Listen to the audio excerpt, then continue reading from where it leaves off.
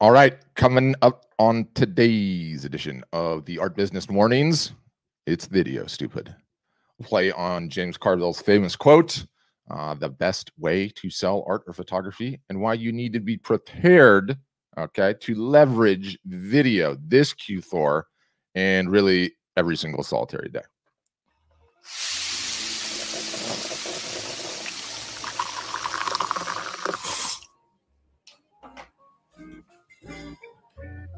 Getting all my accoutrement dialed in now. Welcome to another edition of Art Business Mornings, the show that'll put you on the path to a six-figure a year plus art business. And it's crazy election times as I record this. And so I figured I would pull out a famous old quote from the Ragin' Cajun himself, James Carville, when he said, "It's the economy, stupid." And I'm going to put my spin on it. As much as I hate using the word stupid in any title, he used it, James Carville, on purpose when he said it, right? And the premise is, if you ignore the economy, you are stupid. No one wants to be stupid, so give the economy a whole lot of attention, okay? And that premise, it also works here. Video is just, it's a big deal. It is a huge deal. And if you're not leveraging it in your art sales process, well, you get the point, right? Nobody wants to be stupid. What is the best way to sell art? Total trick question. I say this all the time. It's in person, face to face. No one's disputing that. Problem though, you, me, we are geographically fixed on this earth. You can't have 20 conversations at once, and you need to sleep. So you need a website, right? It can sell when you sleep, handle as many folks concurrently as possible. It's always up. It never takes breaks, right? So what's next? That's great. You know that selling art, photography is best in person. You know you need to have a website. You already have one. What's next? If on the left side, I got to get this so it works on both videos. You know, you have in-person selling on the right-hand side. Okay, you have your website. Video is the new thing in between. It is the new next best thing in selling art or photography. Full stop. Full stop. Is it new? No, it's not new. No, it's not new. Video's been around for a long, long time, right? And like video on the web has been around for a long, long time. But you know, it's always how it goes with like a new emergent technology. And not to say video is new, but things comes out, it's talked about like the second coming of Christ Jesus. Early adopters jump on, then it goes dark for a period of time. Then sometime later, when you least expect it, it comes to full prominence. And there's a consulting firm, I think they're called Gartner or whatever, that has this thing called the hype cycle, okay? And, you know, picture a graph. On this side, you have visibility. On this side, you have time, right? And the way that they explain it is you have the technology trigger, this point where this thing comes out. And then they have what's called the peak of inflated expectations, where everyone thinks this thing is the second coming of Christ. Then it sort of loses its steam and it goes down to the trough of disillusionment. Then they call it the slope of enlightenment, and then the plateau of productivity, right? And there's so many different technologies that follow this. It's really like an intelligent way to think about things. And it sort of feels like video, what it's capable of doing on the web has finally reached its plateau of productivity. As long as it's been around, as long as it's been like a huge technology, it's sort of wild. It's like you could even argue that video's gone through this particular hype cycle multiple times, but it's definitely on the plateau of productivity right now. There's no question. Let's talk briefly about conditions on the ground, okay? That have sort of seen video usher in as such a massive change. Steadily increasing bandwidth for absolutely everybody out there on planet Earth for the most part. And I really do mean everybody. I don't just mean, you know, domestically or in North America or in Western cultures. I mean, just today, or just yesterday, I should say, it's still the morning and I haven't done it yet today, but I will be on a video call with members of my marketing team that are in North America, South America, Europe, and Asia. I do that every single solitary day. We never have any problems. We communicate on video seamlessly. It's flawlessly. A couple of weeks ago, I had a Zoom call with folks from 4 places in North America, 1 in Russia, multiple in Europe, a few in the Middle East, including Ramallah, Jordan, and Bethlehem, several different places in Asia, as well as South America, and a couple of people in the Caribbean, including Haiti. On that call, coincidentally, A few of the folks in Africa were having bandwidth issues, camera issues, and so I had to turn their camera off and the audio was fine. But you know what? I run 15 Zoom calls a week, and I have to do that a lot of times for people domestically here in the US. And you turn their camera off in Zoom and the audio is just fine. The larger point is bandwidth has increased for everybody worldwide, everywhere. Anyone can get on video. Anyone can get on a video chat. So I think that's played a massive role in it, just the increase in bandwidth, obviously. Let's talk about COVID forcing technological adoption, right? You know, I run the art business workshops, right? 3 times weekly, by the way, 3 times weekly. Okay. You can get on it. You can register for a session anywhere that you see this video. There will be a link. If you're on Instagram, it's in the link tree. You can come on, talk with either me, the CEO, Nick, or our members of my marketing team about where you are in your career. Okay, enough for that pitch, but seriously register and come. They're a lot of fun. But anyway, on those Zoom calls, okay, of which I've had hundreds now, it's been a profound learning, right? And then Jim comes in, right? Jim comes in. Jim's the snooty one. I don't know if you know Jim, and he's like, well, Patrick, that's all well and good, but you know, my high net worth collectors and buyers, they don't use video chat. And you know, I look at Jim, it's like, yeah, okay, Jim, okay, yeah, okay, Jim, okay. I've had 20-year-olds, 30-year-olds, 40-year-olds, 50-year-olds, 60-year-olds, 70-year-olds, and yes, 80-year-olds on these Zoom calls week in and week out. And you know what's crazy? They all seem to be able to join the session. What's more, they all seem to be able to figure out how to unmute themselves and ask questions, including the 80-year-olds. And are there issues from time to time, you know, an audio issue or this or that? Yeah, but they're outside the norm.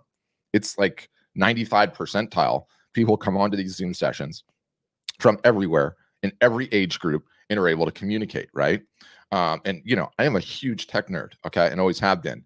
Even just saying that, the gravity of saying that, okay, that all of those people from all of those age groups with all those various different technical acumens are capable of getting on a video chat and it just works.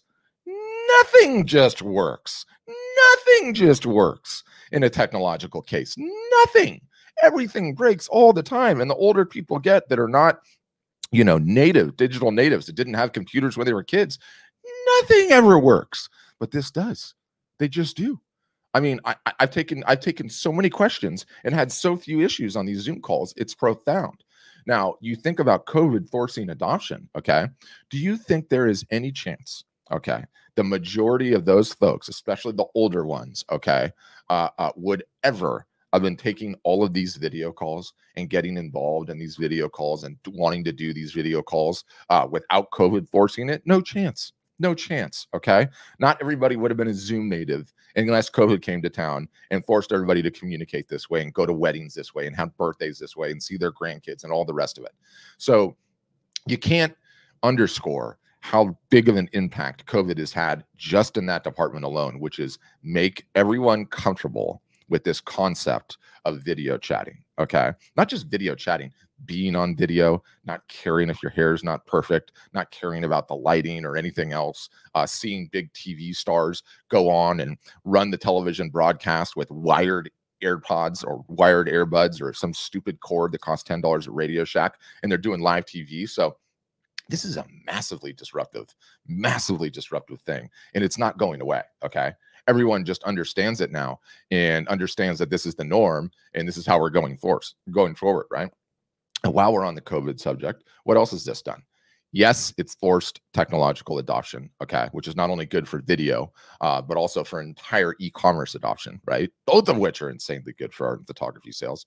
But, you know, from this forced adoption that we've all had to go through, right, we're getting some forced learnings out of it in a whole lot of companies, in a whole lot of industries, including many of my close friends, okay, who would have said pre-March 2020 that remote work is for the birds. The employees will just faff off all day long. No one will get anything done. It's going to kill productivity, et cetera, et cetera, et cetera, right? Most of those people, including some of my friends that have like huge companies with lots of employees, they're all singing a different tune now, right? As a result of COVID, forcing remote work on all of these companies and forcing these companies to learn, like, wait a minute, we barely lost any productivity. Oh my goodness. Wait a minute. My employees are actually happier. They're actually happier working from home. They prefer not to come back into an office ever again. Wait a minute. I don't have to pay top dollar rent or office size bills for cable, this, that, and the other. So that is a profound shift, right? And it's just massively disruptive. And unless you're in the commercial real estate business, which some of my buddies are, you're loving it, right? Your people can work from home and be happy, healthy, productive, no commutes, spend more time with their family. It's also a phenomenal aspect of disruption in all of this. And a huge takeaway is, what is one of the primary layers that is underpinning that productivity from home, right? Live video, the ability to get on video chats with your team, with your boss, with your employees, talk through the various different issues, articulate things, right? And so it's yet another lever that's pulling on video. And, I have a firmly established premise on this, okay? And it's the following. Video is and I should do air quotes, video is the most efficient communication medium we, our storefronts, have. No matter the issue, new customer acquisition, teaching customers, resolving tech issues, resolving marketing issues, nothing is more effective nor more efficient than video, okay? This applies equally one-to-one, but ideally one-to-many. That is a premise that I am operating under, right? Now, ideally, of course, in person, face-to-face is better, but I have customers spread all over the world. So for me and Art Storefronts, as we contemplate video, it is the single solitary most efficient and effective way, okay, to get things done. And, I talk about the layers of video and the disruption. I mean, this one is just, it's massive. It is massive for us. And let me give you 2 examples of how it's making a huge impact in our business. And then I want to laser into yours, right? So let's say I run the marketing department. What am I responsible for? What is every marketer responsible for? Leads. So let's talk about what it was pre-COVID, pre-heavy video days. Maybe I would get you with a Facebook ad and you'd come to the website and then you'd leave. And then maybe I get you with an Instagram ad and you come back and you give me your email address. Then I'm emailing you all the time. And I'm emailing you week after week after week. And maybe I get you to read some blog posts. And maybe I get you to listen to a podcast. And maybe you watch a old video on YouTube. And then you come back to the site again. Okay, that's all well and good. But finally, you put in a demo request. You're like, this is awesome. And then you become a customer. How long did that take? Was that 3 months, 6 months, 9 months? Maybe it was a year. I'm going to get people all the time telling me on the calls, I've been following you guys for years, right? So, okay, that's what it was before. My premise is video is more efficient and effective at everything. Contrast that to now. That same Facebook ad or Instagram ad gets you. You get onto a email list. Immediately, I email you and I tell you, oh, by the way, Art Business Workshops 3 times a week. Come and join us. Talk to me live. Me, the guy talking to you right now that used to be doing the podcast and used to lecture you and blog posts and everything. Come talk to me live. Tell me about your business. We will have a face-to-face communication today, Monday, Wednesday, Friday, by the way. It's very easy to join. So what used to take 3 months, 6 months, 9 months, I'm now truncating down into sometimes days, sometimes hours, and then, yes, sometimes weeks. But it is so much more efficient in contrast to what we once did. It is ridiculous. It is a massive amount of gasoline, okay? So that's one example. What about tech support? People have tech support issues with our service all the time, right? Like any web service has. What would you do before? Maybe you do little web chats. Maybe you get on a phone call and go through that entire queue. Contemplate throwing everybody that's all going through the same stuff at the same time in a Zoom call and teaching one-to-many, okay?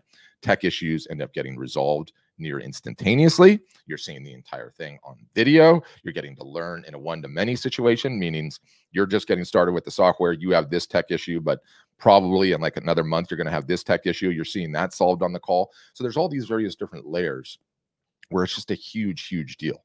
It is more efficient and it is more effective. I would say 10 times so in some cases. That's a big deal. That is a huge deal. And it can be a big deal for you too, right? So let's talk about what most people think, totally incorrect premise, how photography and art sells online, right? People get it in their heads. They need a piece of art that day. They go searching. They go online without talking to anybody and just seeing the piece one time. They pull out the credit card and they buy it, right? That's what artists and photographers think, that like there's this mass of people out there that are like, I need a new piece of art. There's that blank space on my wall. I'm just going to go search around Google, find something, and buy it instantaneously. Like the fringe cases is that. Like that never happens. That's just not the way it works, right? I mean, time to time, sure, but it's just not the norm. Artists and photographers get in their head that is how it works, though.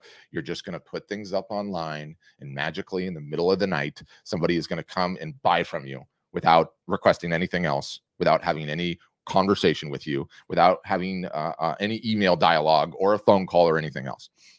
And that's essentially the premise that underpins uploading your stuff to one of the online art galleries, right? That you're just going to magically upload things and then your work is done. It's over. You're just going to sit back and get paid, go right back into your studio or outside shooting. And nothing could be further from the truth. It's just not how art is sold. Okay. That could be a subject for a standalone episode of this, but let's get back to video. Anyway, not how it's sold. Okay.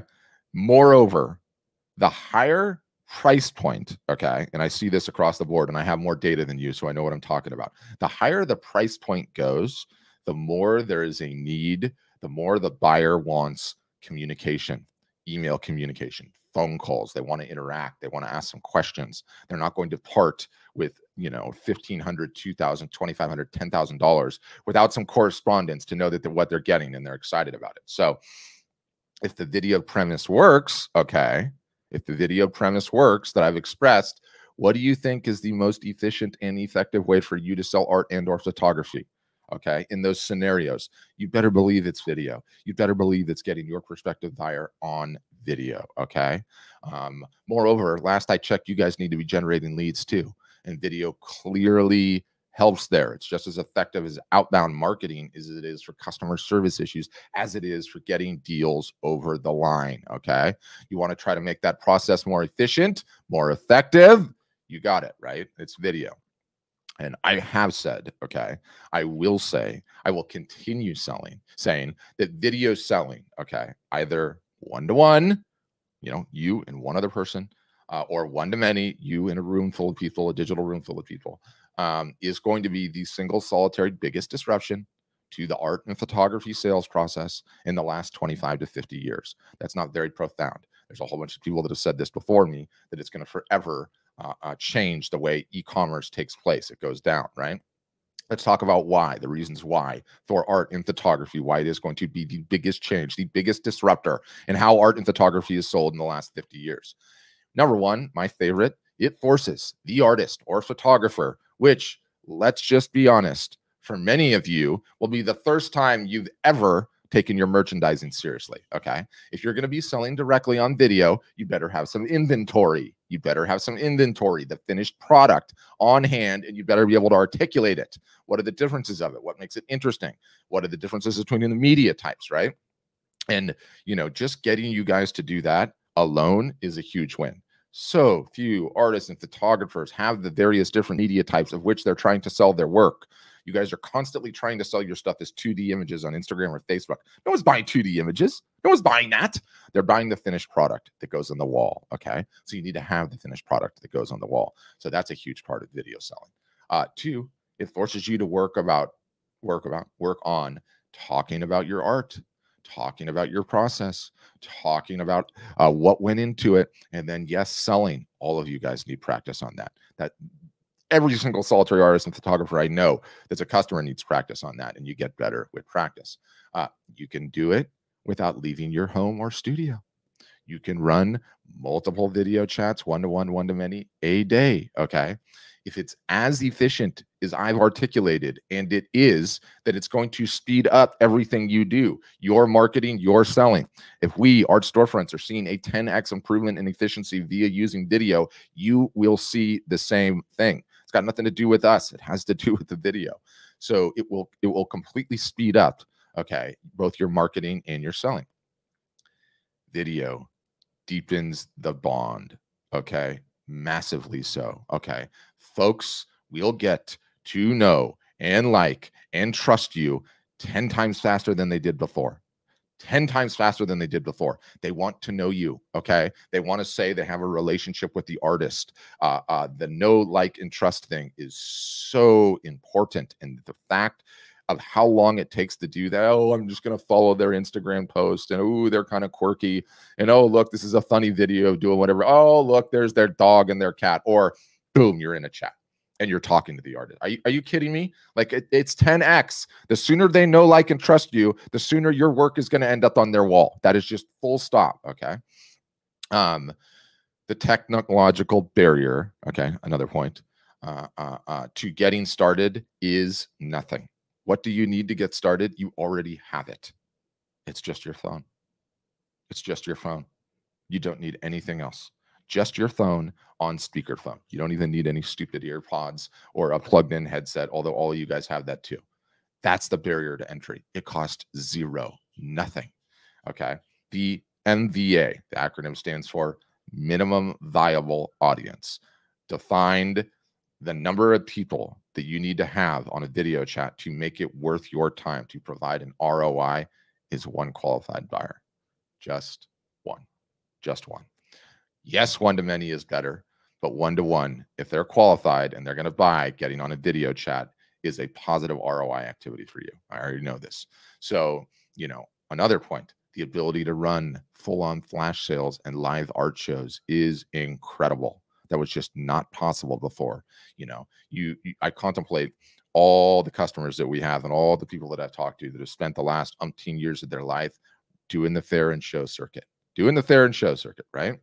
From the time, okay, that it takes you to get that booth down from the attic, get your samples ready, load up the car, load up your inventory, drive to the show, set up, sit on your feet for 8 hours a day, stay at the hotel, eat a crappy meal, maybe have a cold beer, break it all down, drive home, unload the car, etc. You could do 20 live art shows from the comfort of your home or studio and have way more energy and time left after the fact, and no booth fees, right? So you talk about the efficiency of just that scenario, right? Running live art shows. Again, you have to have some of your own attention to be able to do that. But running the live art shows versus doing that show circuit and how much time, energy, and effort it takes to get out there. Now, I'm not saying I'm against the live art show, the in-person shows, right? When they're available, I still think there's fantastic things about them. But just the contrast in the two and not leaving your house. I mean, I could go on and on and on about this. I will go on and on about this. But better still, right? Better still. And here's some quick takeaways. Let's hope that you just watch this whole thing. Okay. Step one. Three steps. Step one, ideally, you've been listening to this and you've been nodding your head. That's my hope. Nod my head. Okay, good. You're on board. You agree. The video's there. You're on board. How do I get involved, right? Step two, get your inventory in order. Okay. You need samples. If you do originals, you're set. You're all good. You're done. Otherwise, you'd better have your work printed on the top 6 media types, okay, in small sizes. Small sizes is the best thing about it. Your best stuff in the top 6 different media types. You need to have a fine art paper. You need to have a photo paper. You need to have canvas. You need to have metal. You need to have acrylic. You need to have wood. 6 media types, okay? They're really small sizes. We're talking about an order that's somewhere from between $100 and $200. You have the samples at your house. They're small. You can show them on video. That's number 2. You have to get in the game. By the way, if you have a local printer, good. Go use a local printer. If you don't have a local printer, asfprints.com. Upload your images right now today. The order will come to you. You'll have it. You'll be in the game. Step 3. Okay. Step 3. Let people know you are available via video to discuss your work, explain the differences between media types, talk about how to hang the work, talk about your process, have a virtual happy hour. I don't care what it is. Let people know you are available all Q4 to talk about your work if they're interested in purchasing a piece, to see your inventory, to understand the media types, to talk about your process. Are you going to sign it or not sign it? Let people know everywhere, in your emails, in your social posts, in your live broadcasts. Get one of those little name tags that says, hello, my name is, and I'm ready to chat on video anytime you are. The technology is irrelevant. I don't care which one you use. Okay, you can use FaceTime, or you can use whatever the Apple thing is. I don't even know what all the names are. Zoom, Hangouts, Meet. It does not matter. Whatever the person wants to use. Okay, it's that simple. What if you're a gallery? Mr. Blue 313 on Instagram is saying, if you're a gallery, the exact same lesson applies. It applies even more so. You have an even better situation to be able to do this, because all you got to do, oh, look, normally I would say come down to the gallery, but in these COVID times, nobody wants to do that. So here's what you can do. I'll fire up the video call and walk through the gallery. Honestly, if you have a gallery, you're in the best position, period, because you already have effectively the single solitary greatest place to sell is inside of a gallery. It's sexy. It's got white walls, beautiful floors, the decor, all the rest of it. Walk around with it, phone in your hand, talk to the potential buyers, like easiest thing to do ever. So that's my rant on video. Not going to stop banging the drum on video.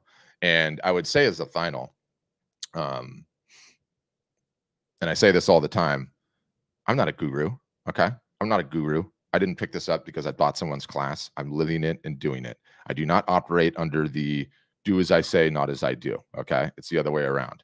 Do as I do. I will tell you the abstraction of this entire conversation I'm having on video right now. Art Storefronts as a business is rapidly marching towards a retail store.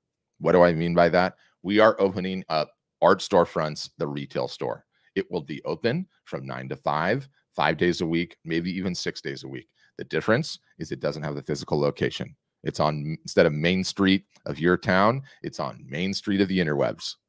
And it's open 9 to 5, meaning anyone, our customers, can come into the store from 9 to 5 and have a video chat with somebody. Contemplate that. We're already almost there, by the way. I think we are doing, as it stands right now, 35, 30, maybe 30 hours of video sessions a week for our customers already. You throw in these live video broadcasts that we're doing, and maybe it goes up from there. So my kids are about to break my room down. On that note, thanks for listening. And as always, have a great day.